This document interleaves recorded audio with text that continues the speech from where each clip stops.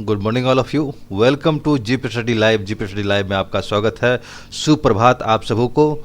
चलिए, बिहार शिक्षक संबंधित सारी सूचना लेकर के हम आए हैं। जीपी स्टडी लाइव परिवार की तरफ से आपका स्वागत करते हैं। चलिए, बिहार शिक्षक बहाली के संबंध में है घोषणा पत्र जारी। जिला परिषद नियोजन इकाई दरभंगा की तरफ से बहुत बड़ी खबर। यहाँ पर घोषणा पत्र जारी हो चुका है। आप उसी फॉर्मेट में अपना घोषणा पत्र यानी शपथ पत्र दे सकते हैं। और साथ ही बता दें, तृतीय चक्र की काउंसलिंग में छूट गए अभ्यर्थियों के लिए नई तिथि की घोषणा और 7वें चरण का नोटिफिकेशन मार्च में। अन्य खबर भी हम देखेंगे क्या क्या खबर है, तो देखते हैं इसके डिटेल्स। अगर जीपी स्टडी लाइव पर आप नए हैं तो इस चैनल को लाइक सब्सक्राइब था कमेंट भी करें और बेल का ऑप्शन दबा करके ऑल का ऑप्शन जरूर दबाएं। चलिए शुरुआत करते हैं इसकी डिटेल्स। कहा जा रहा है, शिक्षा मंत्री ने कहा कि बच्चों के हक में लिया जा रहा है नीतिगत निर्णय, नीतिगत फैसला। बाधा डालने वाले नवनिर्वाचित पंचायत प्रतिनिधियों के खिलाफ कार्रवाई का दिया है निर्देश। और साथ ही आपको बता दें कि तृतीय चक्र में काउंसलिंग में छूट गए अभ्यर्थियों के लिए नई तिथि की जाएगी घोषणा।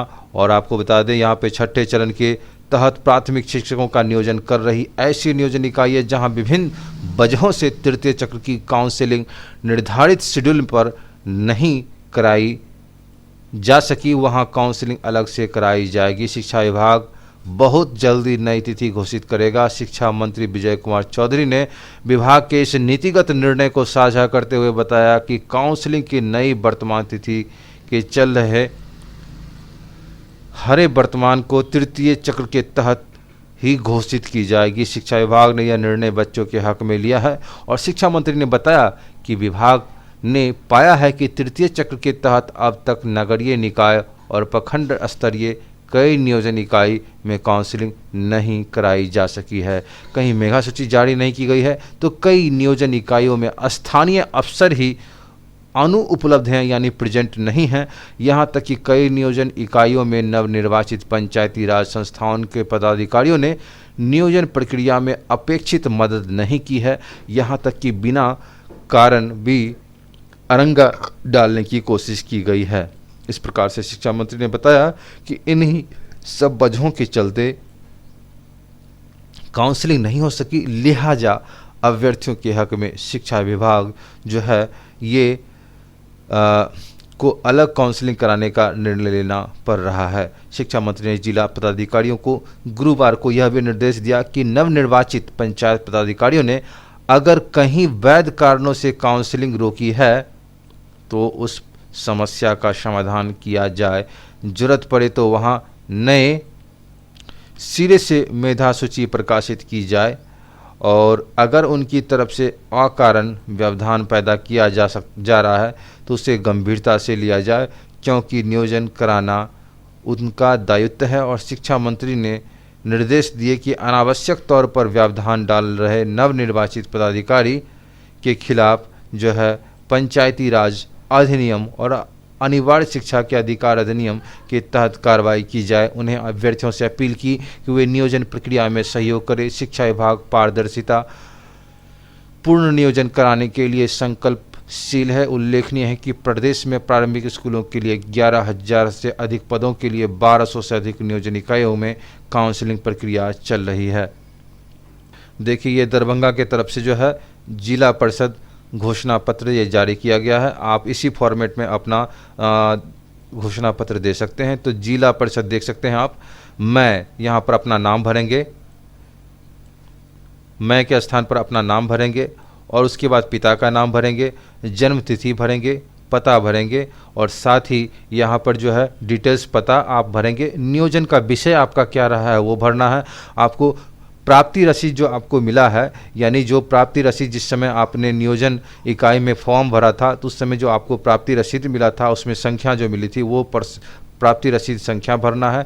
मेघा सूची क्रम संख्या आपका जो है फाइनल मेघा सूची में जो क्रम संख्या था है ना वो भरना है। आपको कोटि किस कोटि में आप आते हैं उसको भरना है। और घोषणा करती हूँ कि मैं किसी अन्य नियोजन इकाइयों में पूर्व से नियोजित नहीं हूं। साथ ही मेरी शैक्षणिक शिक्षक पात्रता प्रमाण पत्र सही है और साथ ही आपको मेरे द्वारा गलत सूचना देने पर नियोजन इकाई द्वारा मेरे विरुद्ध आवश्यक अनुशासनिक एवं कानूनी कार्रवाई की जाएगी। यहाँ पर आपको हस्ताक्षर करना है, यहाँ पे नाम भरना है, पिता का नाम भरना है और पूरा पता देना है। तो ये दरभंगा के तरफ से घोषणा पत्र यहाँ पर निकाला गया है। साथ ही यहाँ पर सेल्फ अटेस्टेड पासपोर्ट साइज की फ़ोटो यहाँ पर आप इसको पेस्ट करेंगे। तो ये दरभंगा के तरफ से घोषणा पत्र जारी किया गया है, आप इसे स्क्रीनशॉट लेकर के रख सकते हैं।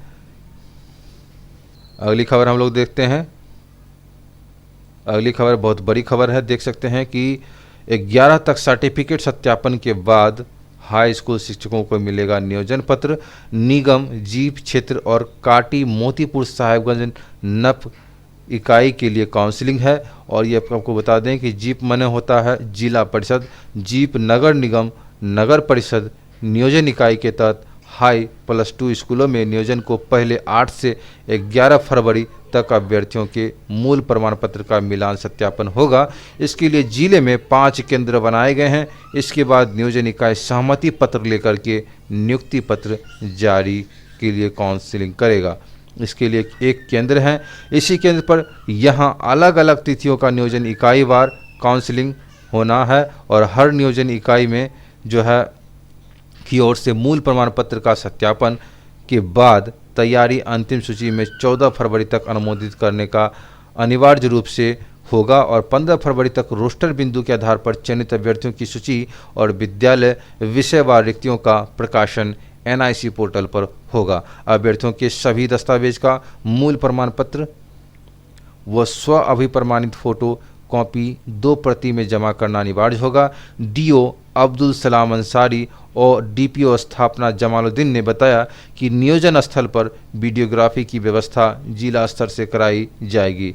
और आपको बता दें यहाँ पर कि जो है सत्यापन की जो तिथि है वो इस प्रकार से है। नगर निगम 8 फरवरी, आदर्श मध्य विद्यालय सरैयागंज, नगर परिषद कांटी 9 फरवरी को, नगर परिषद कार्यालय कांटी और नगर परिषद मोतीपुर यहाँ पर 9 फरवरी को है, ये भी मोतीपुर में ही है। और नगर परिषद साहेबगंज में, जिला परिषद 11 फरवरी जिला परिषद सभागार में है। और आपको बता दें काउंसलिंग के लिए ये शेड्यूल है। काउंसलिंग के लिए जो है नगर निगम में 17 फरवरी, नगर परिषद कांटी, नगर परिषद मोतीपुर, नगर परिषद साहेबगंज, जिला परिषद ये 17 फरवरी तक है।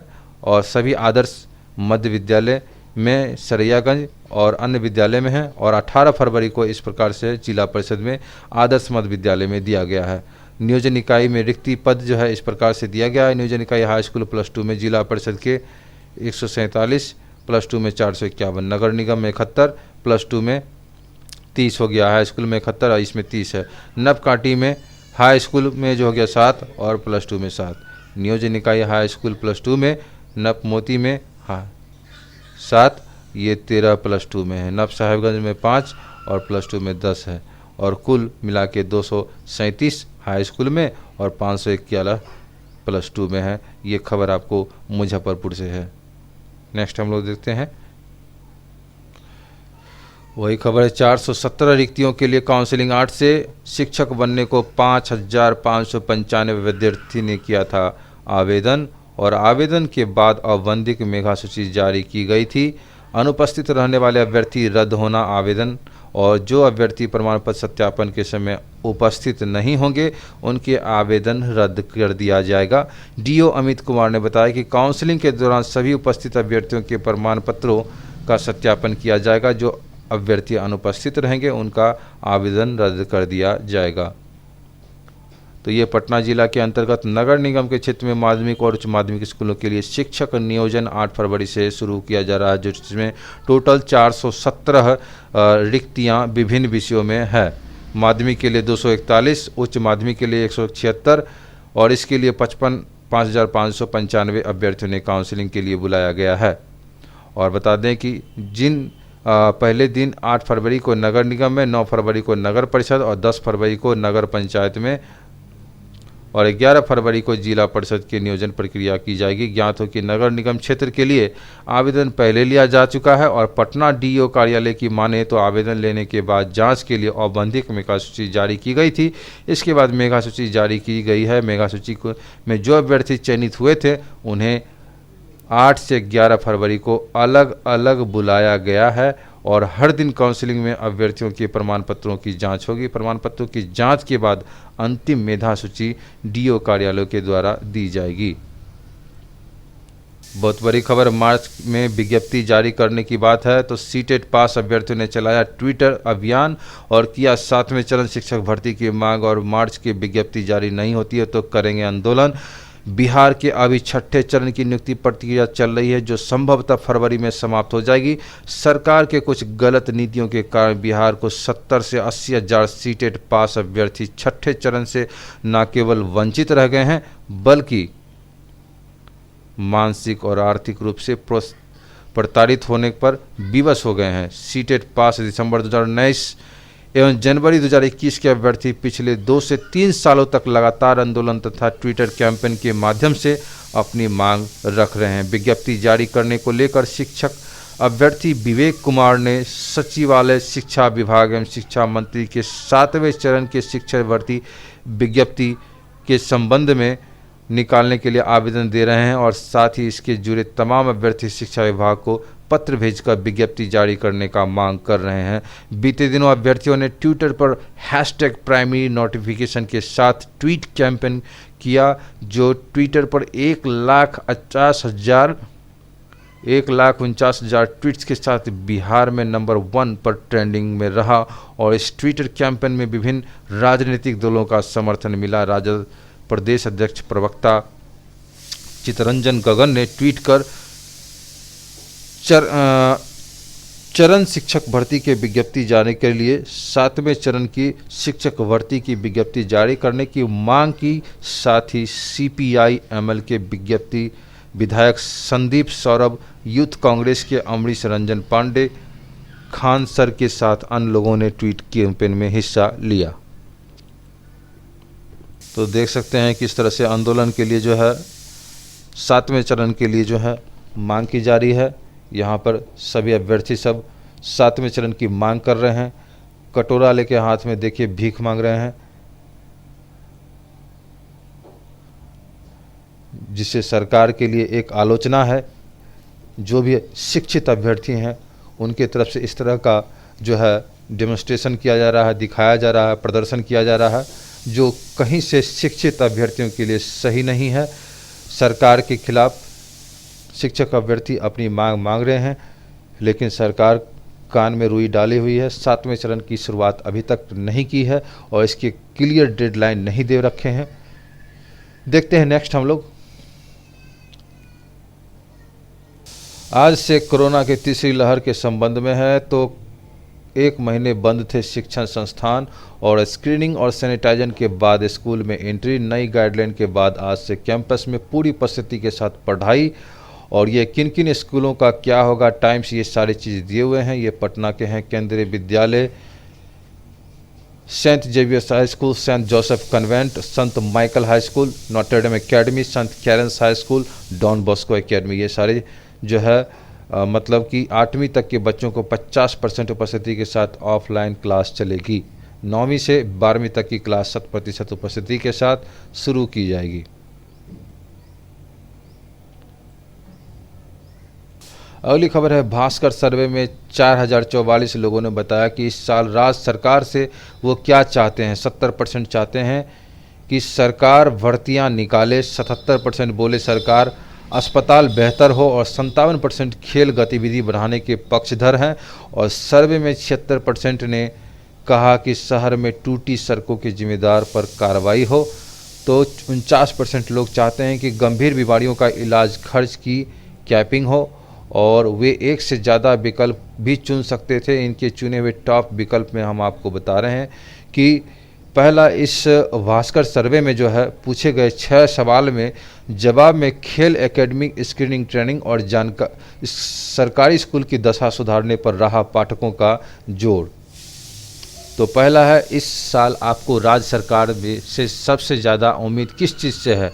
तो यहाँ देखिए 69% जो आया है, 69.8% जो सरकार इस साल रिकॉर्ड में भर्तियां निकाले।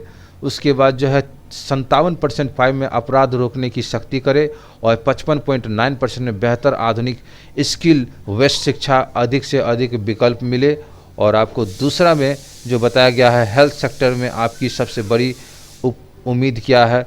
तो यहाँ पर 77% बताया कि नए अस्पतालों की बजाय सरकारी अस्पतालों की सुविधाएं बेहतर हो। 65.1% में प्राइवेट डॉक्टर्स की बढ़ती फीस पर लगाम लगे, और 49.5% में गंभीर बीमारियों के इलाज के खर्च की कैपिंग की जाए। और इस साल 365 नए अस्पताल, 1215 HWUC खुलेंगे। और यहाँ पर कोविड पीरियड की मरीज बेड का अनुपात 1:6 है, अब जो 1:13 हो गया। इस साल 1580 नए अस्पताल मिलेंगे, इसमें 1215 हेल्थ एवं वेलनेस सेंटर HWC और 243 APSC और 122 सामुदायिक स्वास्थ्य केंद्र। कैंसर मरीजों के लिए 6 मेडिकल कॉलेज अस्पतालों के लिए कीमोथेरेपी यूनिट की स्थापना होगी।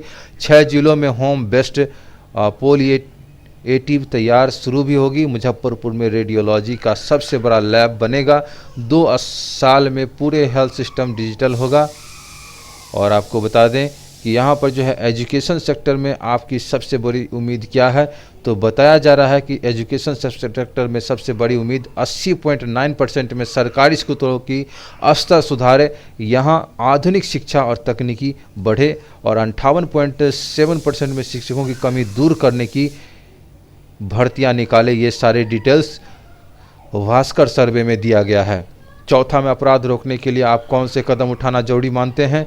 तो यहाँ पर अदालतों में पेंडेंसी कम हो और जज बढ़े, न्याय शीघ्र मिले, अधिकतम ग्राउंड एरिया आधुनिक CCTV और सुरक्षा की जद में आए। और साथ ही बता दें कि इसमें जो है महिला चाइल्ड हेल्पलाइन अपडेट मजबूत हो जाए और जवाबदेह हो।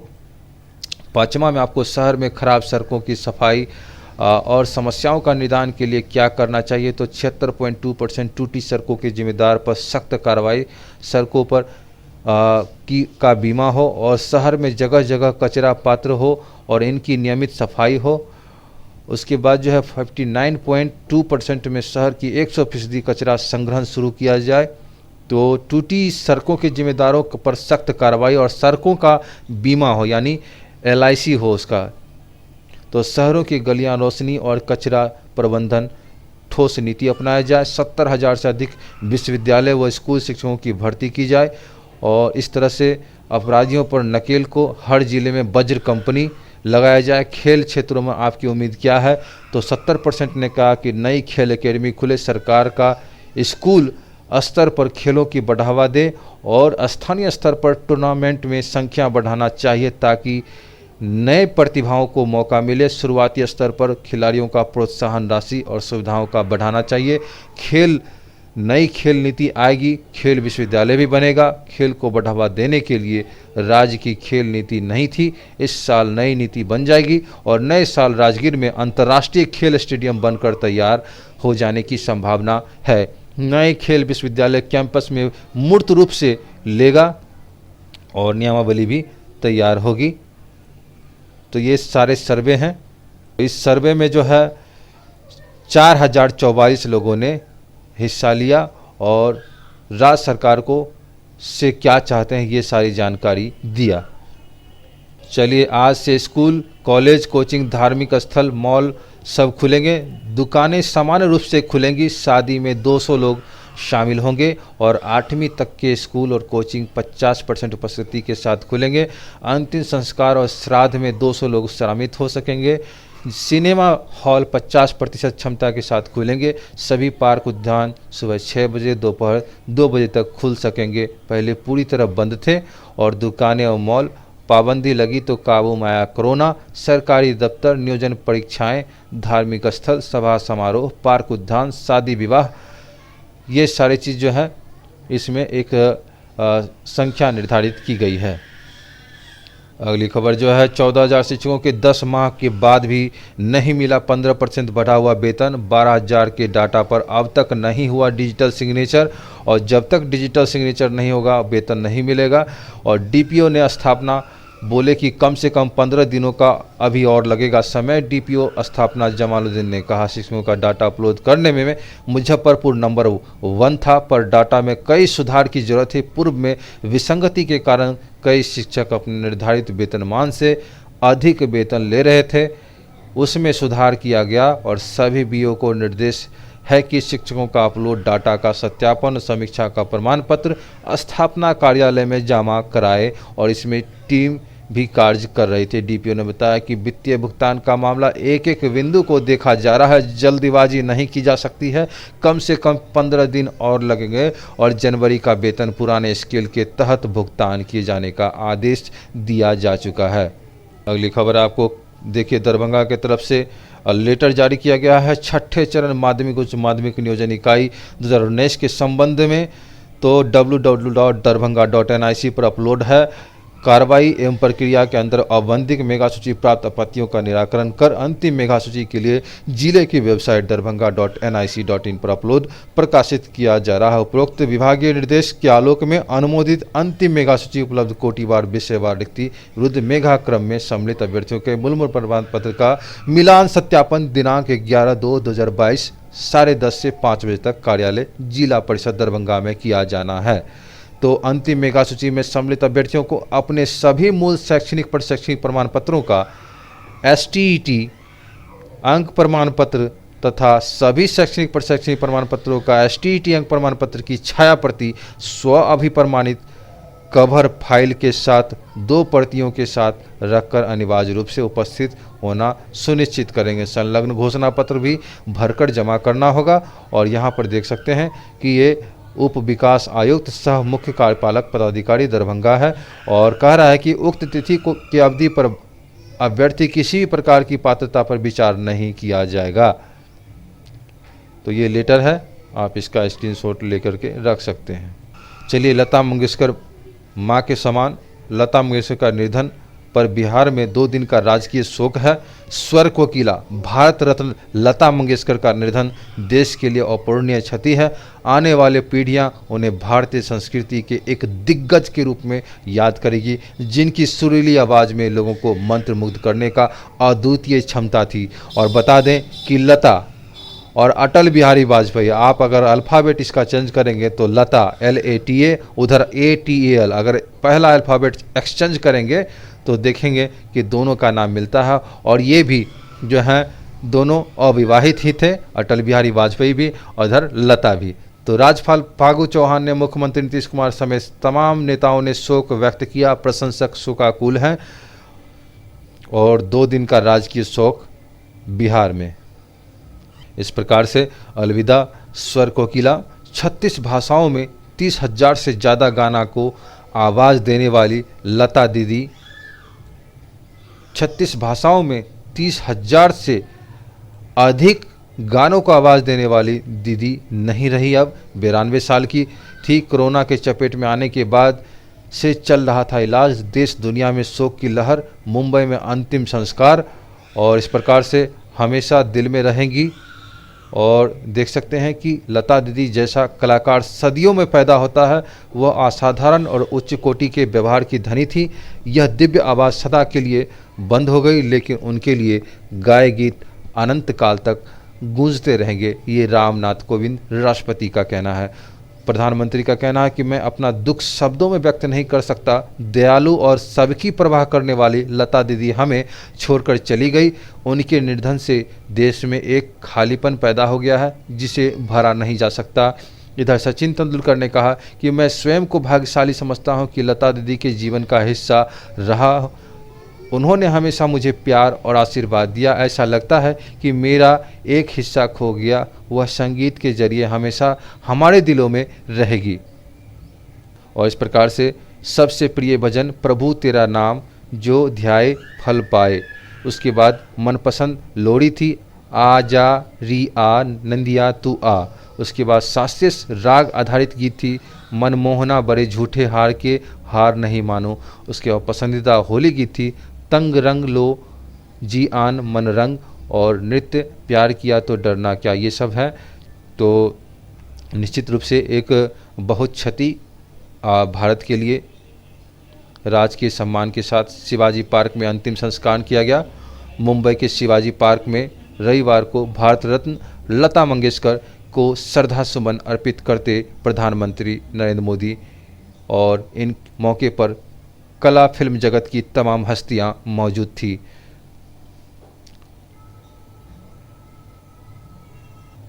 हाई स्कूल कॉलेज पूरी क्षमता के साथ खुलेंगे और यह शिक्षा, कारोबार, सामाजिक कार्य, धार्मिक, सरकारी कामकाज सारे के डिटेल्स दिए गए हैं। मिलते हैं अगले खबर में किसी खास वैकेंसीज और शिक्षक संबंधी न्यूज़ के साथ। ये वैकेंसी हमने कुछ देर पहले कल रात मैंने डाला है, आप इसके भी डिटेल्स देख सकते हैं। चलिए, अगर इस चैनल पर नए हैं तो इस चैनल को लाइक, सब्सक्राइब तथा शेयर जरूर करें। कृषि विभाग में सीधी भर्ती कृषि सचिव का था, उसको भी आप देख सकते हैं।